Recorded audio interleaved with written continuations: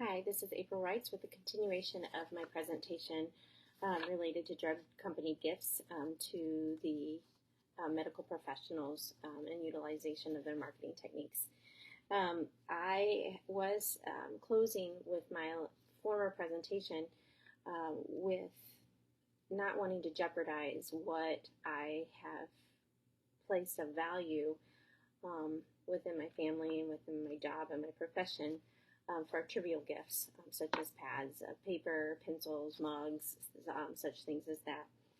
And moving forward, I think it's important that we analyze the good and bad of the pharmaceutical companies in providing gifts to healthcare workers, and it's important to remember the social contract that exists in our world of ethics. Remembering that contract and what it says is that all of us want to live as well as possible, but in order to flourish, we need a peaceful, cooperative, social order, and that is not possible without rules. The book goes on to identify that this is the golden age of medicine, and in so because we just have better treatments, and we cannot deny the fact that pharmaceutical companies have helped to propel the medical community in that direction. We need cooperation between the companies as well as healthcare professionals in order to continue to provide best outcomes for our patients. So there's going to be there's going to be pros and cons with everything, and striking the balance is really what is needed in most situations, and including this one. So the research has shown, according to our text, that accepting gifts and hospitality from pharmaceutical companies affects prescribing patterns to benefit drug companies, often to the detriment of the patient. I found that this was a bogus statement in my research. I also found that research is really biased towards whoever the author is. So if it's somebody who's against pharmaceutical companies, then of course they're going to say such a thing. And if it is somebody that is for the gift giving of pharmaceutical companies and really looking for a more cooperative approach to care, then they are not going to say such things. It is within double-blind studies and analytical research that will really portray whether or not that is true. And there's no documentation as to who this really, as far as what I could find, on who said that. Pardon me. I did find in the text that this Jaya Agarwal is an American medical student. She represents the largest independent medical student group. I do not know who governs that group, what type of accountability they have. So the type of statements that are brought forth from her, I also found to not hold a lot of weight, because she's new at what she does. She has not practiced long. I've been a nurse for 21 years. I'm not saying I have more credibility than her, but I certainly have more experience than her. And I have found that through the course of new medications being offered, whether it's brand name or generic, typically they start out as brand and then they move into the generic categories. And so they have to find out first if those brand name drugs are going to work before we find cheaper ways of making the medications. So I just really feel like they need to kind of lay off and give medical professionals a break. Someone said, one of the theorists had said that they really didn't feel like a medical professional was going to sell their soul for a piece of pizza and basically for a free lunch. And let's be realistic here. In all reality, we don't get lunch. I got lunch maybe 2 times in the last month because there's too much to do. We're short-staffed. The ratios are horrendous. Our healthcare system's in a crisis. If somebody wants to bring us lunch, then by golly, God bless them. And heaven help us scarf it down as fast as we can. I have a nephew that's working as a resident, trying to become an ENT through Washington University.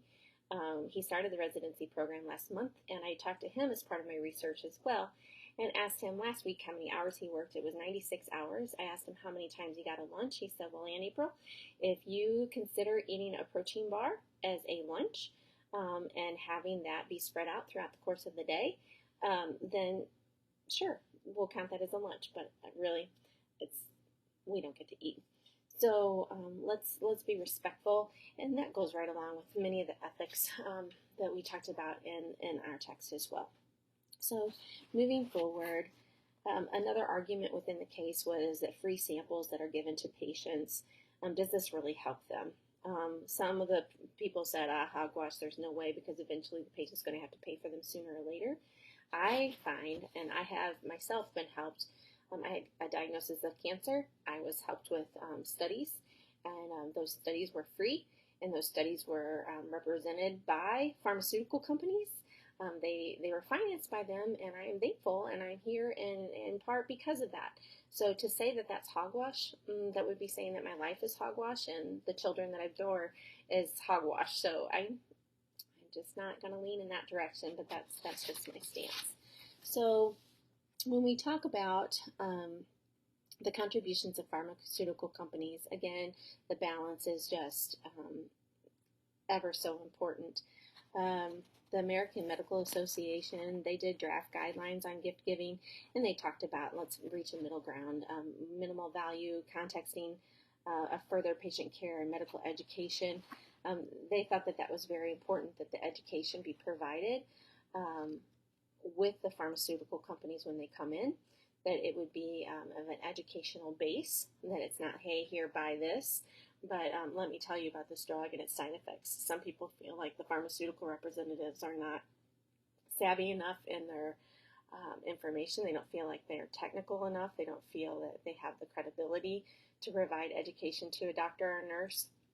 But through research, I have also learned that they do get extensive training. What else?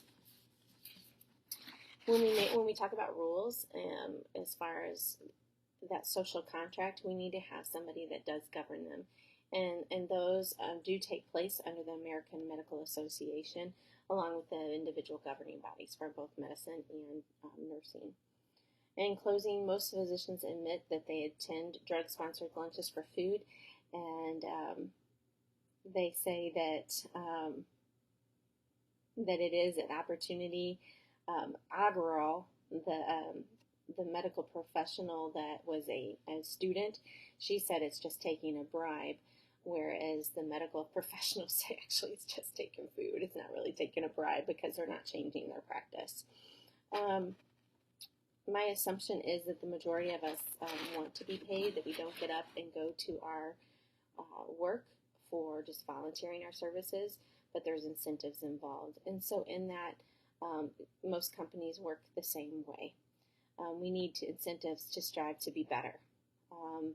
And there's nothing wrong in that when we are ethically and morally working together for that positive social contract. Ethics has been challenging and much deeper than I originally anticipated. And what I have found is really what looks good is not always good. Even trying to do the right thing isn't always really turn out to be ethically sound. And often the consequences of our actions are not fully predictable, but we just hope for the best. That's part of that utilitarian approach too. In this scenario, it is both on the pharmaceutical, the middleman, the physician, and the patient all wanting the best. So, and moving, in closing, ethics has been quite interesting. And I'm thankful to say that this is my last class, and I'm thankful that I closed on this note because moving forward, I definitely do want to be ethical, and I hope to present further topics within my presentation within a paper. Thank you.